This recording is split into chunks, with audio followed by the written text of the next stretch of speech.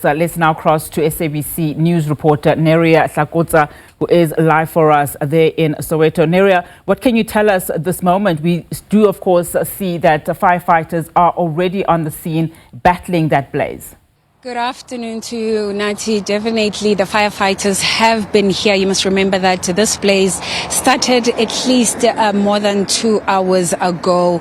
And it seems like it's a struggle just to try extinguish this fire, because I must tell you that the winds here are making this fire just increase, because when we got here, the fire was not as bad as you see it right now.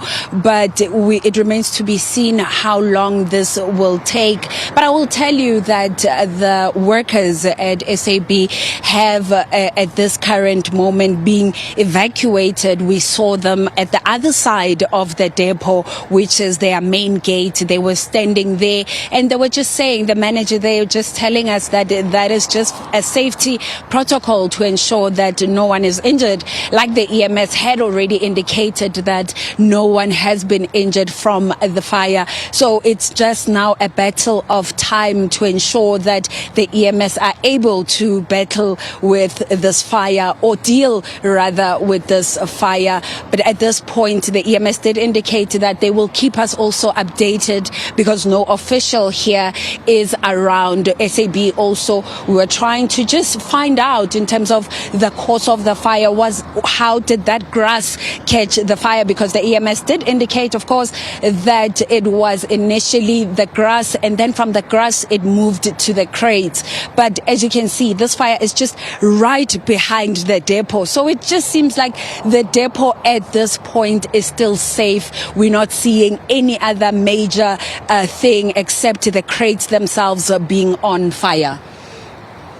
Now, of course, Neria, I mean, it is important, I would imagine, that the officials from that particular depot just give us a sense in terms of, you know, what is happening and if there is any damage at all, you know, to any of their property, and I mean some of just the infrastructure within the depot. But what can you tell us in terms of, we understand, of course, that the public, residents also urged to stay clear of that particular area. How close is it to any sort of residential area, or even, you know, roads where visibility could also, you know, just be affected? Luckily, Unati, this area is not really close to any residential area. As you can see, what we can see here is mainly cars that are passing. So traffic is still here, cars are still allowed to pass, but luckily the area is cordoned off. So this fire doesn't seem like it could hit the streets or come to the streets. So there's still activity around the streets here. Initially, we had thought that they had closed this road just to ensure that nobody uses it, but the road is still open and the cars here are still moving. And yeah, it's just a lot of smoke more than anything that people could be worried about at this point, because I can tell you that the smoke is even pitch black when you see it even as far as the M1 freeway. So you can imagine how strong this fire is. But in terms of the inside infrastructure, Unati, we haven't heard any reports on that.